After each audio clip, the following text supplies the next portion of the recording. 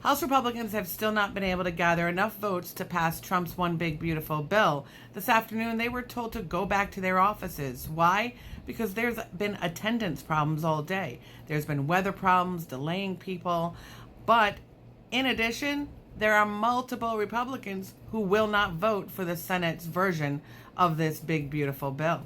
Representative Marjorie Taylor Greene, who has always consistently been a huge Trump supporter, as well as a supporter of the MAGA movement since she came into Congress in 2021. She went on Steve Bannon's War Room podcast and said the deliberations in the House have been a complete shit show over this bill. Now, if you remember, the House passed their version of this budget bill back in May with a 215 to 214 vote. So it was and that was after 4-day deliberation, by the way. A lot of debating and then voting. So it was a very narrow win that they were able to pass their version.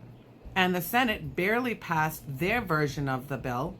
J.D. Vance had to come in and break a tie. That way the bill could pass through the Senate. But the House isn't having it. So many Republicans are really against what the Senate has done with this bill. Andy Harris of Maryland and Representative Ralph Norman of South Carolina were very much in support of their version, the House's version of this bill. However, they are very vocal in letting everyone know they are not in support of the Senate's version. There are too many deep and steep cuts, particularly in Medicaid. Now, Norman also said he's got about 25 other Republicans who are right on board with him.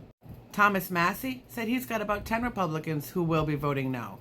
So we'll see what happens with this. Of course, I'm keeping up on it. Will we get a vote today, July 2nd? I mean, it seems very unlikely. Everybody's going back to their own offices. But you know what? These Congress lawmakers seem to do things in the middle of the night often. So who knows?